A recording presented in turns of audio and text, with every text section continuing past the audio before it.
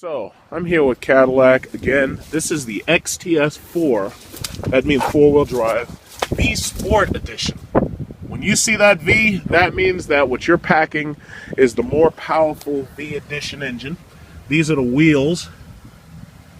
I'm going to drive this. I just finished with the CTS, and I drove the most powerful engine, the 3.6. Pretty nice. So this is an XTS-V. XTS-V. What are we looking at? The total price is $70,000. I basically averaged it out to $71,000 because when I built the car online, I got a slightly higher price, closer to $72,000. This car basically comes with everything I outlined in the last XTS review. Some of these things you can see, so I'm going to try to just take clear pictures, so this way you can, These are, so it's 69,000 with a destination of 1,000. Yeah.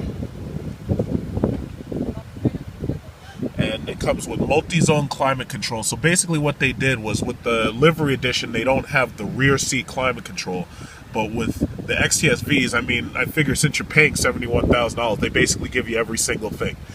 So they give you the tri-zone climate control, which gives you zone control in the back of the car. Then it obviously has the leather interior. It basically looks the same as the other one. So this one has like a cashmere mix with black leather. Just like my mother's STS, it has the speakers right next to the headrest. I'm about to go inside. I'm going to go get the keys to this one, or either this one or whichever one's the demoing model. But me personally, the reason why I'm not like crazy about Cadillacs is because I feel the styles get dated very quickly. The art and science designs are fantastic, they're beautiful, but me personally, I feel they get dated kind of quickly. The question that I posed when I asked you about my CTS review, I asked you whether or not you feel the CTS starting at $55,000 is too expensive. Mind you, an XTS all-wheel drive luxury collection version, an XTS, mind you, the big one, a 2013, larger than the CTS in the back, with navigation, with all of these equipments, the sunroof, this, that, and other, the XTS comes up to $56,000. So here's my question to Cadillac. How do you sell the CTS, which is less car than the XTS, for almost $2,000 more with the 3.6 liter V6. Now, in my opinion, the XTS works pretty well with the 3.6. It's not fast, it's not a race car, which is why they have a V series in the first place. But why is it that the XTS makes more sense at 56 than the CTS does with the 3.6? I was just going to take a couple pictures of it. How do you auto start? It's the same as our STS. It has this. Oh, it's got the same type of key too. All right. Okay. All right. All right. All right. All right.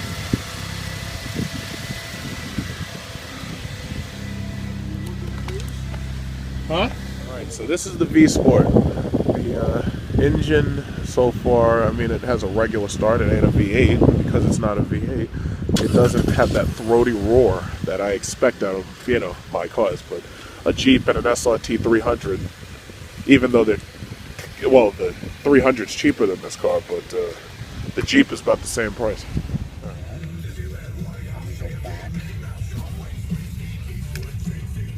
Phone.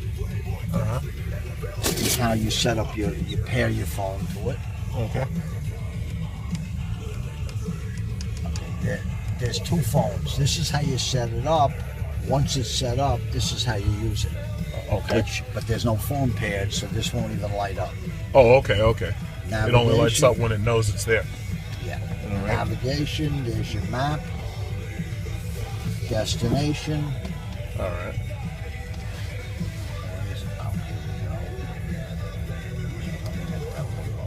See how you make the radio run a little lower? Mm-hmm. Or use this. Okay. All right. Split second.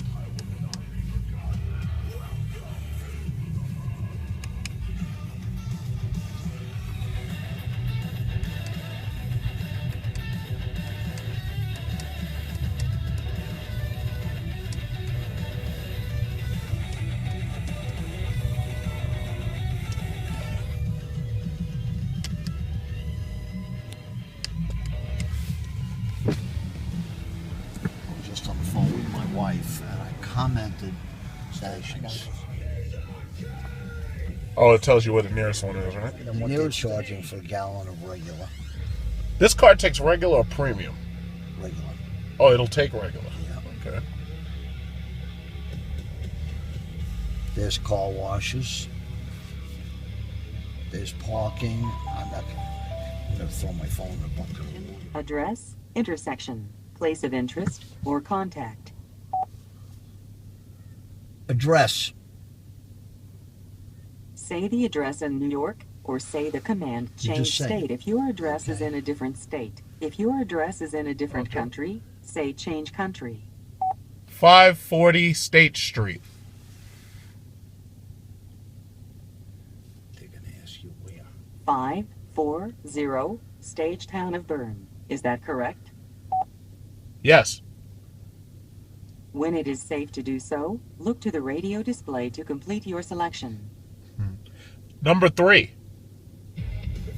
Oh. Okay. All right. You get the idea. It's voice. It can also be voice activated because you can't punch in anything when you're driving. It Right. has to be in park. What if the passenger's in the Nope. seat? Nope. Why won't it let you do it when the passenger's Because in? they won't take the chance. Uh, Because if I'm sitting here, it doesn't mean you couldn't be dumb enough to be trying to do it while you're going 80 miles an hour. I guess so. Okay. Look, unfortunately, this is the world we live in. Yeah. You know. Because some of them, they unlock it if there's a passenger. I'll give you an example. See that OnStar button? Yeah. Okay, you've had Cadillac, so I know you know what OnStar is. Right. In fact, it was I had- still $100 a year, right? I delivered a car this morning to a guy who owns his own hedge fund Okay. and owns 25% of the Philadelphia 76ers. Okay. And God knows what else he owns. I went to his office to get the paperwork done. Okay. And then he sent his driver to turn in his old Escalade and pick up his new one. Okay. OnStar wouldn't let him, the driver... Get in the car. No, they wouldn't let the driver transfer the OnStar account because they had money left on it from the old car to the new car because he wasn't on the contract. Yeah, that's like security concern. Yeah, well, you know, but- got but identity theft. that- You got to do it. Yeah, but there's nothing with the OnStar. The only explanation one person here was able to give me is theoretically, you've got all these safety factors in OnStar to help you in an emergency. What if the second guy was bogus in changing the account over? The other guy was still driving the first car, and now that guy had an accident, needed help and didn't get it. Oh. That's the only thing that made any sense. It's And like I one of still those don't like security it, but- concerns, you know. Yes. How many gas in this thing? There's some, not a lot. It did say low fuel. I guess they ship them. You are aware we have no license plate, right? Oh, okay. I guess I got it. Okay. There you go. You I'm about to didn't- take the XTS-V Sport out. Now, one thing I do like is that Cadillac seems to have started packaging heated and cooled seats with their cars. The CTS salesman, he explained to me that they started putting both of these in. So this way you don't have to worry about it when you go shopping, which is a good thing. This V Sport has this really nice perforated leather that seems to match the seat. You see that? This is really beautiful. The white, now my problem is the white shouldn't be where your arm and your body come in contact with if you can leave stains and you can leave like lotion and gel and stuff on them. But I don't know how easy this car is to clean, because one thing I know is cleaning that XTS is a pain in the ass, because when you have an interior this color, you basically, you have to use like Armor All leather cleaner and stuff like that in order to really get it nice and spotless. Now, Cadillac has these new rimless mirrors where it's just basically all mirror and the whole mirror can dim itself. I really like the way it looks. It's a very premium look. And I'll keep saying it. These cars are extremely premium cars. Cadillac finally knows what they're doing, and they've learned from the past. They've learned their lesson. They're not making crap. There's a certain things I'd like to see. Okay, he's telling me to move. I'm going to move forward just a little. Okay. Okay, we're going to move forward just a little. Now, they say this car blows everybody's doors off. Now, first of all, I already know this car only has like 400 horsepower, so I know that's not happening. You're not blowing my doors off. Especially when you have an engine that sounds like this. Let's listen. You don't even fucking hear this engine. This is one of those engines where you probably have to get it to like high revs before those turbos really kick in and you really get going. Okay, it's saying fuel level's low. Maybe I should take it and get some fuel, but that's not going to happen. I'm spending already a lot of money on super premium, and this car takes regular, so I'm not going to give them any gas. But in any event, I wish Cadillac had powered headrests, and I wish they had powered waterfall cushions. Having to pull them out, in my opinion, that's not premium. Drive this car and not push. I like the way it feels. The suspension's pretty soft. This is it's pretty smooth. I just need to see the main thing that I'm wondering about. Okay, yeah, my car has that same problem because it's low. Yeah, it's got a little lowness. All right. I'm driving a 2010 Impala. It does. I want to see how quickly it picks up because. You know what? It reminds me a little of the Lincoln MKS in pickup, but it's pretty good. And this gets how much? There's someone in the right lane. This gets how many miles per gallon? Oh, this guy's got a Mustang. I know he. I can't blow his doors off. No. That guy's got a Shelby, I think. No, Yeah. It's just a GT. And he's got that damn thing tuned. That's just a GT. Oh, that's a GT? Oh, you know your cars. Oh yeah, you're Ford. I sold them. I drove them on the track. Yeah, those Mustangs are sick. Every time I went out on one of those ride, they call it a ride and drive. Okay. I like that heads-up display. It almost. What? Wow. I always broke the rules. Oh, you can't do that. We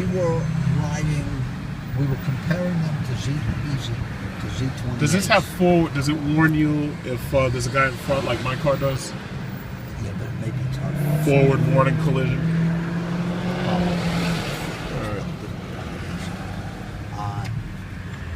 We were driving Cobras, Z28s, in the hills outside San Antonio. The roads there are these big it's rolling hills, so the roads are S-curves and shit. And the state police let us close the roads. Oh, I see. I felt the thing bump me, and it does warn you. Oh, my car will warn you, yeah. but it doesn't do the thing in your seat like it doesn't You can either have vibrate. beeping, or you can have they call it safety alert system. Right. Anyway, there was a race car driver. Neil Bond was a race car drivers were teaching us whatever. One of them was driving a BMW, a 3 Series M Series, and he's leading the pack, and I'm in a Z28 right behind him. And we're going through the S curves are posted 45-mile-an-hour speed limit. Right. The road is 6 lanes wide, but there's 1 lane going each way. The lane is 1.5 lanes wide.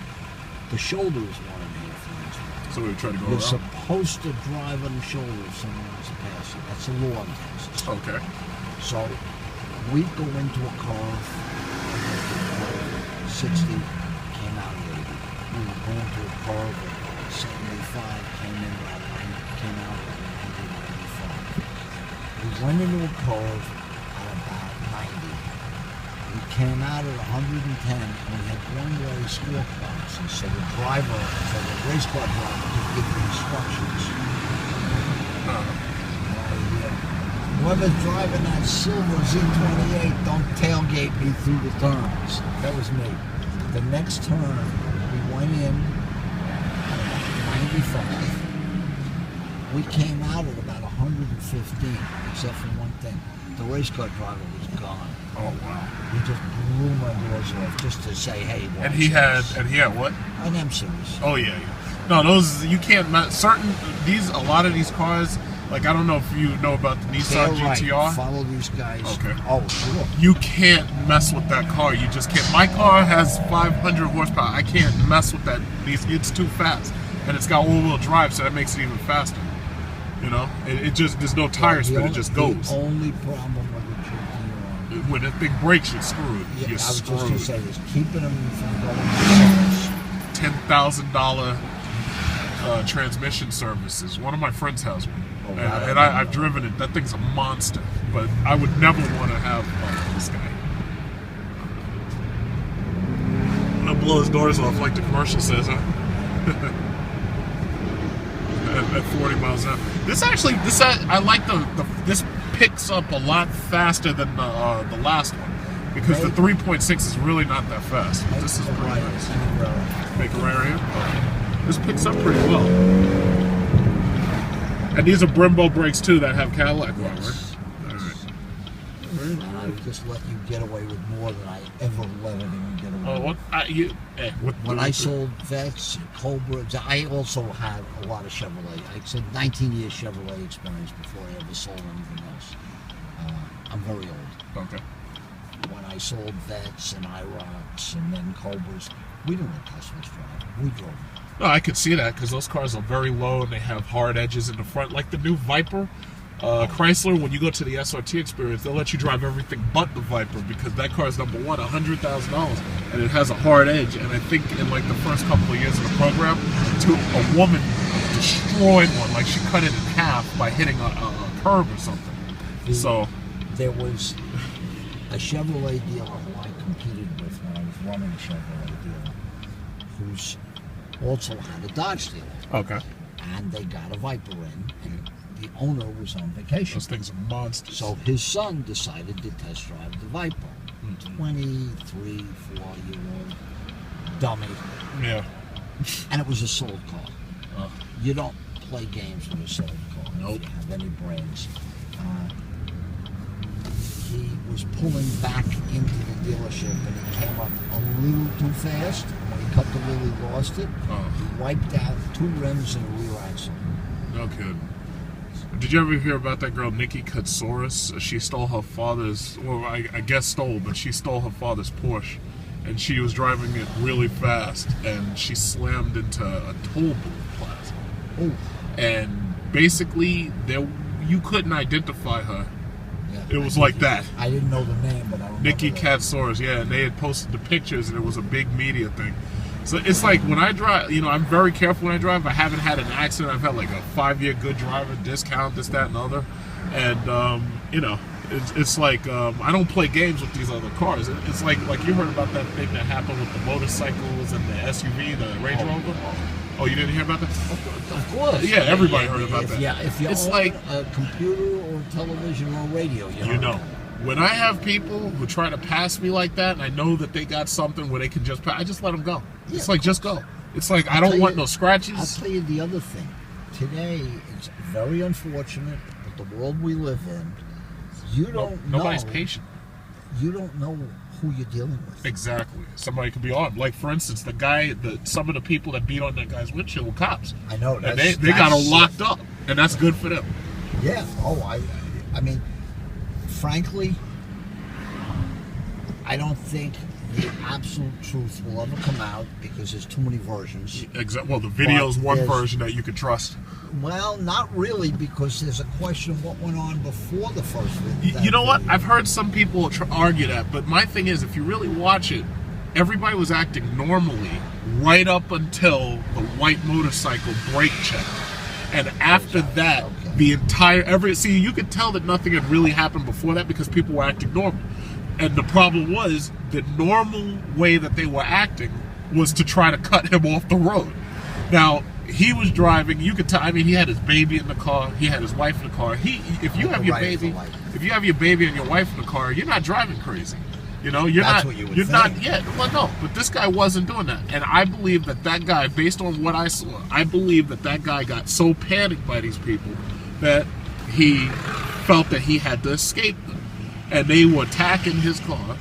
And I heard slashing the tire. Once they were attacking his car, it's like at that point, it's all bets off. Yeah, I can't move forward left. Yeah, I'm trying to make a left. This guy's slowing down, and he sees that the goddamn shit is yellow, and he knows that there's somebody behind him. But that's what it is. So you just go around people. I don't argue with anybody. I just go around them. That's all. But why do you think I gotta have such powerful engines? It's like, it's just go around and leave them. That's all. Because you want one. That's why. That too. You know, I don't argue with any of these people. It's not worth it. I want you to see my taillights, and then you never see me again. And that's it. Just taillights. He's still back there. Nothing transpired. That's it. All you gotta do is just go around. If those bikers had gone around the guy, the whole thing could have been avoided. But there was something that nobody has a tape, nobody has anything, and I'm not even sure they all said it. But somebody said prior to that whole thing, he had brushed one of the bikers. Brushed him? Yeah, with the car. With the car. Yeah. Now, I want you think about that. Now, you're a biker, right? Bikers typically ride in the middle of the lane, right? Yeah. So it's just like if I had this car and you see this guy's a biker right in front of me, oddly enough. This guy is typically, he's riding in the middle of the lane. How could I driving in the middle of the lane, the whole do that? point is, if something happened, then there was a prior. I'll tell you this: they're thing, trying to cover themselves, and their lawyers are feeding them all types of just bullshit. Yeah. Because you think about it, you can't defend that case. I mean, you could try, you could try to defend it. There's no defense. There's no defense. So, what are you going to do? One of them told the client to try to say that he thought the woman was being kidnapped. Is that the stupidest thing? An Asian guy, an Asian woman, and an Asian kid in the car, nobody screaming or trying to get out, and you're going to tell me you think they were kidnapped? But the lawyers force feed them bullshit, and that's the problem. That I agree. There you go. Absolutely, yeah. Yeah, but that's what it is, man. It's like, it's sad, but that's the system. This is my entrance. Yeah, this thing is beautiful. I wonder what it looks like with the red.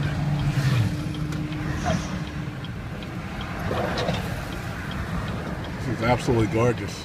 You know, I wish they would. Have you ever driven the S550 or S-Class? I wish they'd put massage seats in these cars.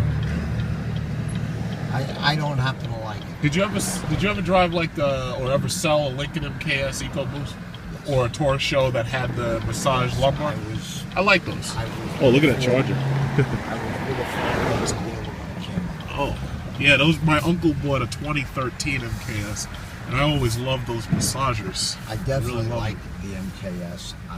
I also like the show, actually. The show's beautiful. But do you want to go all the way back, or you want to just go right? If you don't mind. Okay. Yeah, sure. I'll let you back it into the spot, so this way nothing possibly. Wait and see where this goes. Okay. All right. Got the... I always like these too, but I like the V series model. Yeah, but that's a monster. totally It's like selfish. Nicola. Yeah, but it's a totally selfish car. Absolutely. There may as well not be a backseat. Yeah, you're right. That's the one thing. But you know what? It's better they do have a back seat, because the thing about it is it's a selling point. You can always say, yeah, you could put two child seats right back here, and if you have little kids, it's okay. And if you're a small person, there is space in the back.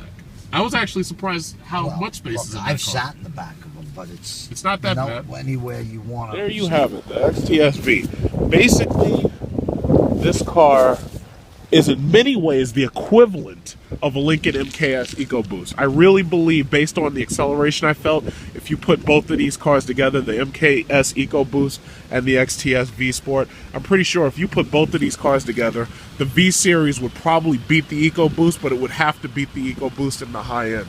Because this car is nowhere near as fast as my SRT8, nowhere near as fast as the 300 or the Jeep.